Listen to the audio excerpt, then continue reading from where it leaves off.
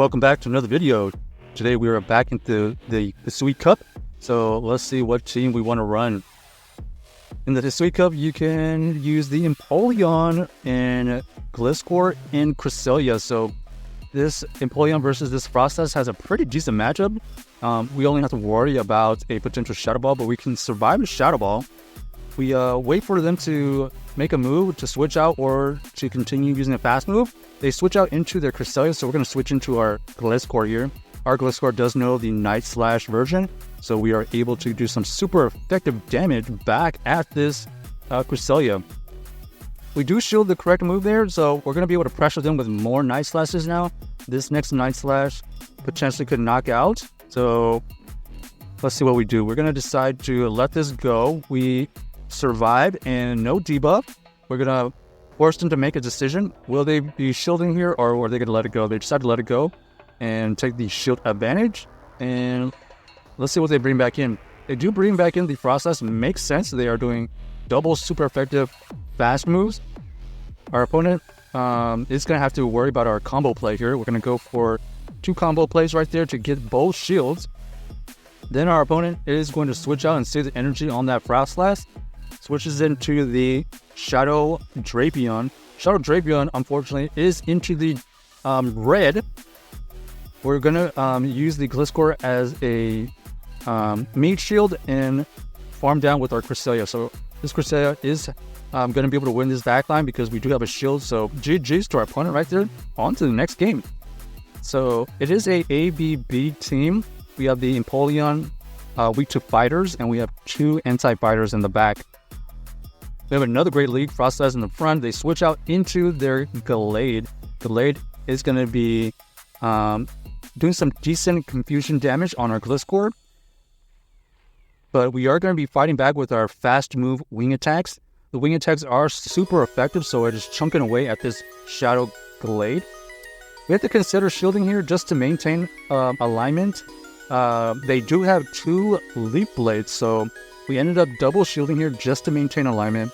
We believe that alignment is very important. Our opponent does get the farm down with their Empoleon. We're actually going to switch in, or we're actually going to use our Empoleon here as our closer. So that was a great recognition by us right there, allowing our Empoleon to be matched up against their Frostlass. So Frostlass here is going to tank the first one. We undercharged the second one right there only because we wanted to be able to get to another move here.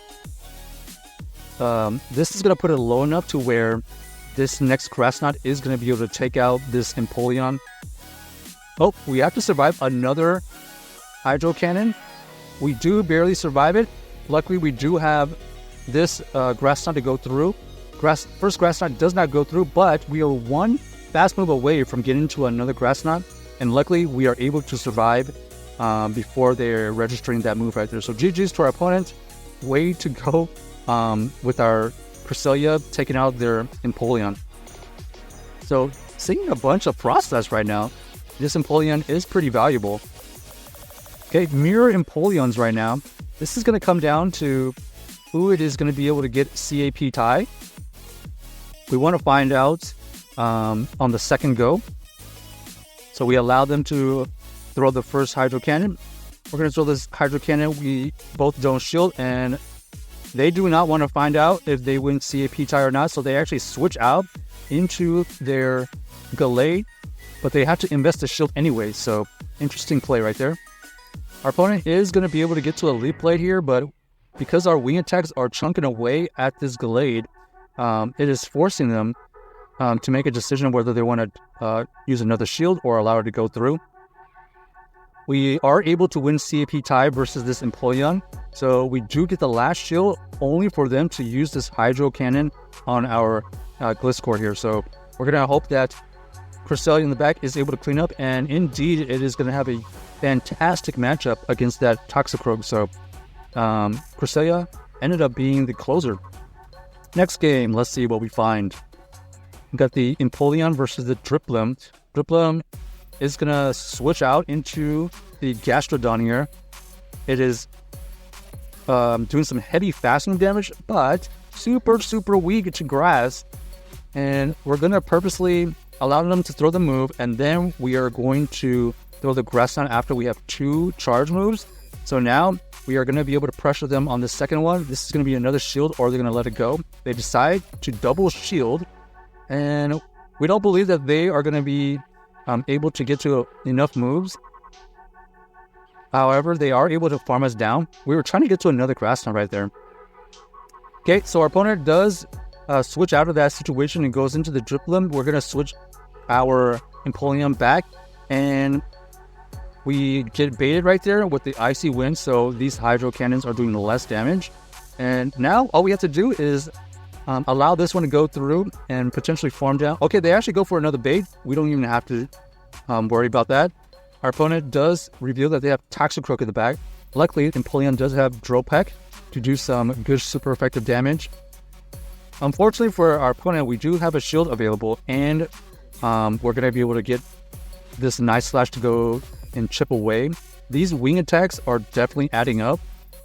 We're going to be able to farm down right there, and let's see what our opponent does. They actually go for a Water Pulse. Water Pulse is super effective, but it is not enough to KO this Gliscor. So we go for the Earthquake, and boom, goes down to Gastrodon. So GG's to our opponent right there. They ended up having 2 Pokemon in the back, really good against Steel types. So they were looking for Empoleons and Bastiodons, stuff like that in the back. Now we have the Munchlax versus our Empoleon.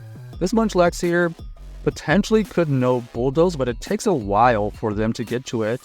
We don't believe that they're going to throw it right there. They actually throw the Body Slam. They actually throw another move before they get to another Bulldoze, so we're going to allow both of them to go through. We go for that Hydro Cannon. This Hydro Cannon does KO the Munchlax, but luckily we have 2 moves.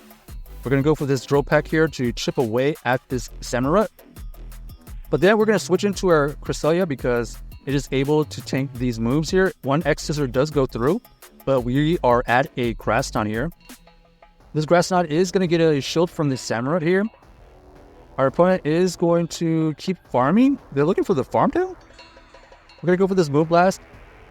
Okay, because they did go for the Sneasel. Now we have a decision to make. Do we try to catch a move, or are we going with the Gliscor? So we decided to go in the Gliscor because we have 2 shields. We can just simply shield. 1 Airway goes through. Another Airway gets shielded. And let's see if we try to farm down. We do go for the farm down, and we have a ton of energy to throw back at this Samurott. They have to go for a potential water move, but it takes them a while to get to their moves. And looks like they gave up. So GG's to our opponent right there. We are able to win with the Gliscor getting to the Earthquake. So check out this team if you haven't already, and let us know if you enjoyed the video.